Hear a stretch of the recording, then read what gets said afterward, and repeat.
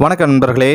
தனது வாழ்க்கையின் உச்சகட்ட உயர்விற்கு சென்றுவிட்ட ஒரு மகன் தனது தாயை பார்த்து கேட்டான், அம்மா, என்னை பெற்றெடுத்து பாசத்தை கொட்டி பல தியாகங்களை செய்து காலமெல்லாம் என் மீது பாசத்தை பொழிந்து ஆளாக்கிய உனக்கு ஏதாவது செய்ய வேண்டுமென நினைக்கிறேன். அம்மா, உனக்கு என்ன வேண்டும்? நான் என்ன செய்ய வேண்டும் என்றான் மகன். தாய் வியப்புடன் மகனை பார்த்தாள். அதை பற்றி இப்போ என்ன? என்னுடைய கடமை தானே செய்தேன். அதை எப்படி நீ எனக்கு திரும்பி கொடுக்க முடியும்? நீ விரும்பினாலும் எவ்வாறு திரும்பி கொடுக்க முடியும்?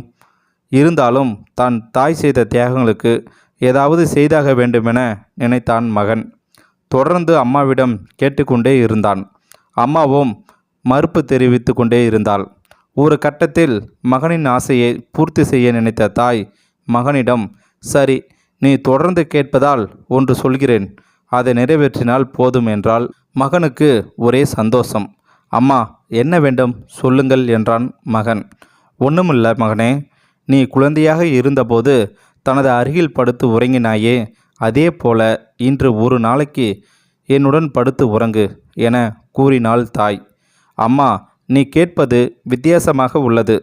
இருப்பினும் அது உனக்கு மகிழ்ச்சியை தரும் என்றால் அதை இன்றே நிறைவேற்றுகிறேன் என்று அன்று இரவு தனது தாயின் படுக்கையில் தாயுடன் படுத்து கொண்டான் மகன். தனது மகன் தூங்கிவிட்டான் என்று அறிந்த தாய் எழுந்து சென்று ஒரு வாளியில் நீரை நிரப்பி கொண்டு வந்து தனது மகன் படுத்திருந்த இடத்தில் ஒரு குவளை தண்ணீரை வீசி நனைத்தாள். தூக்கத்தில் தான் படுத்திருக்கும் இடம் ஈரமாக இருப்பதை உணர்ந்த மகன் தூக்கத்திலேயே படுக்கையின் மறுபக்கத்திற்கு உருண்டு சென்று படுத்தான். அங்கே சென்று மகன் தூங்கியதும் இன்னொரு குவளை நீரை எடுத்து அவன் படுத்திருந்த இடத்தில் நீரை வீசி ஈரப்படுத்தினாள்.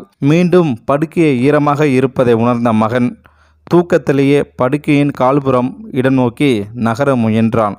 சிறிது நேரத்தில் அந்த இடமும் ஈரமாக இருப்பதை உணர்ந்த மகன் தூக்கம் களையவே எழுந்து பார்க்கும்போது தனது தாய் தண்ணீர் குவளையுடன் இருப்பதை பார்த்து கோபமாக இருந்தான். அம்மா, என்ன செய்கிறாய்? தூங்க கூட விட மாட்டேங்கிறீங்க. ஈரத்தில் தூங்க வேண்டுமென எப்படி எதிர்பார்க்குறீங்க என கேட்டான் மகன். அப்போது தாய் அமைதியாக சொன்னாள், மகனே, அம்மாவின் தியாகத்துக்கு ஈடுகட்ட திரும்பி ஏதாவது செய்ய வேண்டுமென நீ நினைக்கிறாய். நீ குழந்தையாக இருக்கும்போது இரவு நேரங்களில் அடிக்கடி படுக்கையை நனைத்து விடுவாய். உடனே நான் எழுந்து உனக்கு உடையை மாற்றி ஈரமில்லாத இடத்தில் படுக்க வைத்துவிட்டு நான் ஈரமான இடத்தில் படுத்துக்கொள்வேன். முடியுமானால் உன்னால் இந்த ஈரமான படுக்கையில் ஒரு இரவு தூங்க முடியுமா என்றாள் தாய். மகன் திகைத்து நின்றான். இது உன்னால் முடியுமென்றால் தாயின் தியாகத்திற்கு ஈடு கொடுத்ததாக எடுத்துக்கொள்கிறேன் என்றாள் தாய். நண்பர்களே, உலகில் எல்லா கடன்களையும் அடைத்துவிட முடியும், ஒன்றை தவிர.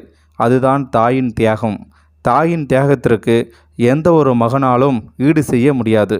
தாய் காட்டிய அரவணைப்பு, அன்பு கால நேரம் பாராதது. தனது மகனை சீராட்டி உணவூட்டி வளர்த்தது. தனது தாயின் தேவைகளை தியாகம் செய்து தனது மகனே உலகம் என்று அவனது வளர்ச்சியில் ஆனந்தம் கொண்டு தனது குழந்தைக்காக தன்னையே வழங்கிய தாயிற்கு நீ எதை திரும்பி கொடுத்து ஈடுகட்ட முடியும்? நீ அவளுடைய சதையும் இரத்தம் ஆகும். தாய் இல்லாமல் நான் இல்லை என்பதை நினைவில் கொள். ஏனென்றால் உனது தாய் இதை என்றுமே மறப்பதில்லை. இவ்வளவுதான். வயதானாலும் தாயின் நினைவு நமது வாழ்வில் தினம் ஒரு அங்கம்தான். அதுதான் அந்த எல்லாம் வல்ல இறைவன் தாயின் பாசத்தின் கீழ் சொர்க்கம் உண்டு என கூறியிருக்கிறான்.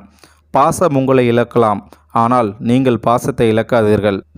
இந்த வீடியோவில் கருத்து உங்களுக்கு பிடிச்சிருந்துச்சுன்னா கமெண்ட் பாக்ஸில் கமெண்ட் பண்ணுங்கள். கூட உங்கள் ஃப்ரெண்ட்ஸுக்கு ஷேர் பண்ணுங்கள். இது வரைக்கும் நம்ம சேனலை சப்ஸ்கிரைப் பண்ணாதவங்க சப்ஸ்கிரைப் பண்ணிவிடுங்க. தேங்க்யூ ஃபார் வாட்சிங்.